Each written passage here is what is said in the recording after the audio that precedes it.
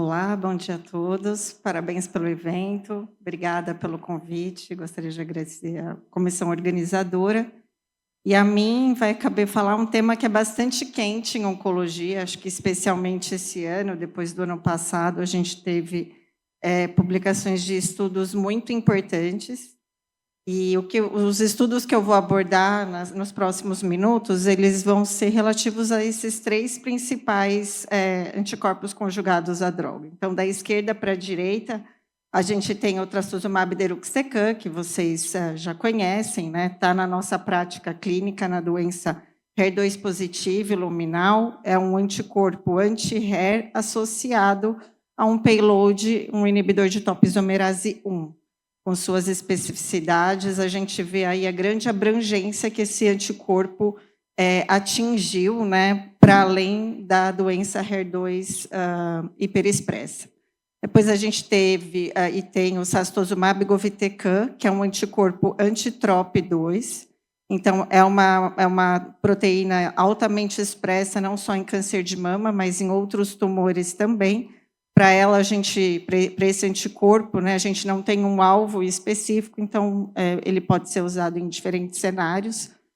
O payload também é um quimioterápico, né, que vai inibir a topoisomerase 1, e mais recentemente a gente vai passar a utilizar também o datopotamab deruxtecan, que é o mesmo payload do trastuzumab deruxtecan, mas o anticorpo também é um anti-TROP2. Então, vamos em frente, que eu tenho muita coisa para falar. Na verdade, o volume de estudos, e todos aqui, quase todos, com exceção de um, são estudos fase 3, que colocaram esses anticorpos na nossa prática clínica da doença metastática, como a evolução da oncologia, né, do desenvolvimento de drogas em oncologia. As novas drogas são primeiro testadas no cenário da doença metastática e refratária, e conforme eles se provam eficazes, a gente vai testando em cenários mais precoces. Então, o que a gente tem aqui, que eu me selecionei para a gente conversar nos próximos minutos, são sobre os estudos que compararam ADC versus quimioterapia na primeira linha. E a gente vê que a gente tem dado para a doença HER2 positiva, para a doença triplo negativa, combinada ou não a imunoterapia, e para a doença luminal. Falando, então, da doença HER2 positiva, a gente teve a apresentação na ASCO do ano passado, do Destiny Breast 09, que comparou o TDXD, mais ou menos pertuzumab. O estudo que foi apresentado, que a gente tem os dados, na verdade, é da comparação de TDXD com pertuzumab versus THP, que é o esquema clássico do Cleópatra, que a gente já está bastante habituado. Aqui vale destacar que, nesse estudo, o TDXD ele foi dado continuamente até progressão, e, em contrapartida, a gente sabe que, dentro do estudo, dos moldes do Cleópatra, a gente tem 6 ciclos, de 6 a 8 ciclos de indução, com quimioterapia e duplo bloqueio, e depois essas pacientes seguem só com duplo bloqueio. O endpoint primário do estudo era sobrevida livre de progressão, e a gente vê aí um ganho expressivo para quem fez TDXD com pertuzumab, né, uma redução do risco de progressão da ordem de quase 50%. Então, um dado bastante relevante e que levou à aprovação pelo FDA já do TDXD mais pertuzumab em primeira linha. Com relação aos desfechos secundários de sobrevida global, a gente vê, né, um aumento da taxa de resposta na tabela à esquerda, que a gente tem um aumento de taxa de resposta até completa, né, de 8,5% para 15% das pacientes quando fazem uso do TDXD. A gente ainda não tem os dados de sobrevida global, eles ainda são imaturos, mas vale a pena chamar a atenção que nem toda paciente que recebeu Cleópatra na primeira linha, aliás, só 10% dessas pacientes receberam TDXD na progressão. E a gente já sabe que essa medicação é extremamente ativa em segunda linha, terceira linha, quarta linha. Então, é bastante questionável essas pacientes não terem tido a oportunidade de receber uma medicação tão ativa assim. E a gente fica com a interrogação se realmente eu tenho que fazer TDXD para todo mundo na primeira linha, se isso vai mudar de fato a sobrevida global, se ela pudesse receber na progressão depois de THP. Mudando para o triplo negativo, a gente teve, então, 2 estudos que avaliaram ADC sem imunoterapia na primeira linha. Então, melhor dar ADC ou químio para as pacientes triplo negativas. Aqui eram pacientes que não eram candidatas para receber imunoterapia e foram estudadas nesses 2 estudos. Eu coloquei eles em paralelo porque a população é bastante parecida, então, são pacientes triplo negativas que não tiveram nenhum tratamento sistêmico no cenário metastático, poderiam ter recebido neoadjuvância. A diferença principal dos estudos é que no ASCENT 03, a gente vê que as pacientes elas tinham que ter um intervalo de recorrência depois da adjuvância de pelo menos 6 meses. Já no TROPION, que foi o estudo que avaliou o papel do DATO-DDXD, as pacientes poderiam ter progredido a qualquer momento, né, recidivado a qualquer momento depois do término da adjuvância ou neoadjuvância. Populações bastante parecidas, em torno de 30% com doença metastática de novo, pacientes com metástases hepáticas e metástases em sistema nervoso central, em torno de 30% para metástase hepática, de 5% a 10% metástase cerebral.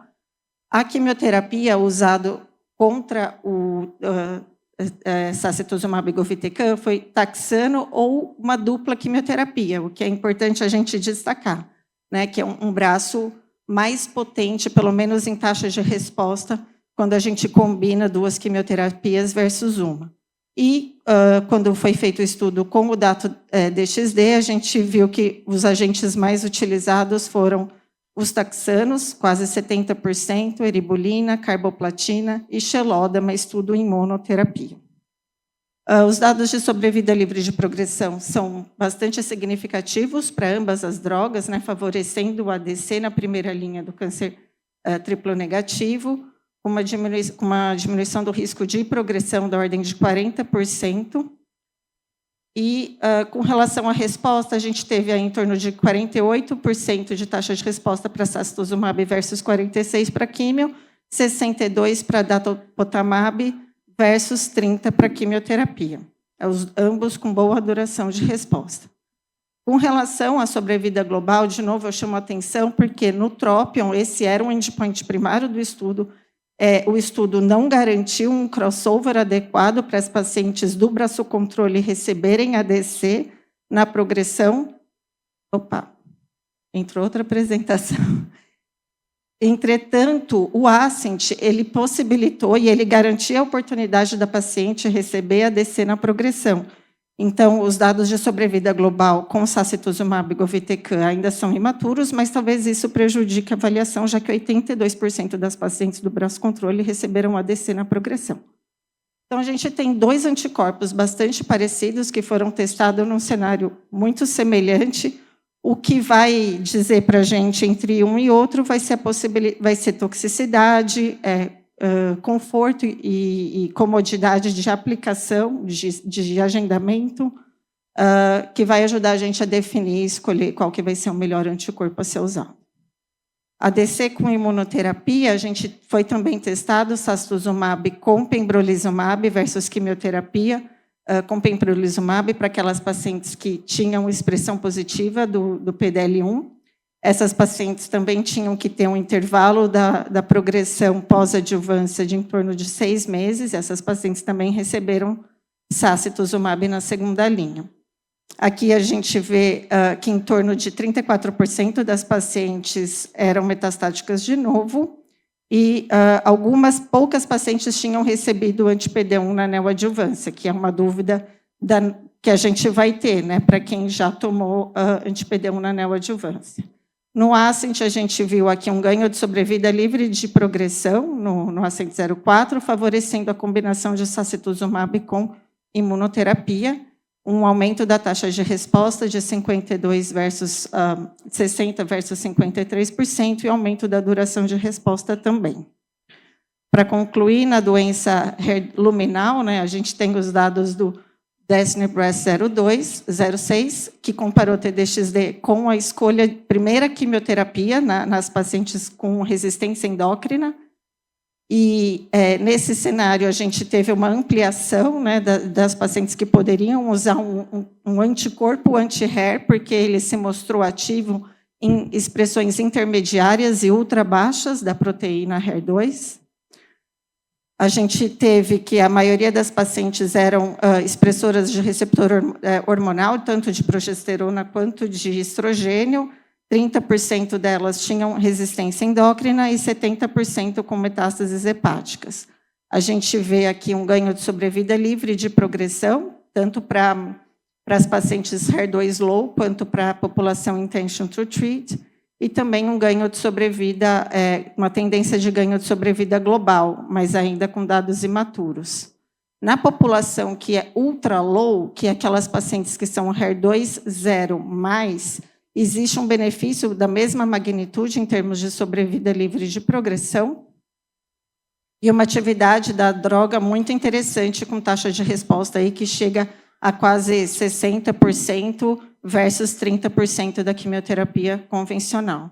Então, eu só havia falado sobre estudos positivos, e como toda regra tem sua exceção, o sacituzumab foi testado como primeira, contra a quimioterapia, como primeira escolha de tratamento citotóxico, né, nas pacientes luminais resistentes à endocrinoterapia, e esse estudo foi negativo. Então, o sacituzumab nesse cenário não foi melhor do que quimioterapia, talvez uma tendência aí de ganho de sobrevida global, mas no desfecho primário de sobrevida livre de progressão, esse estudo foi negativo.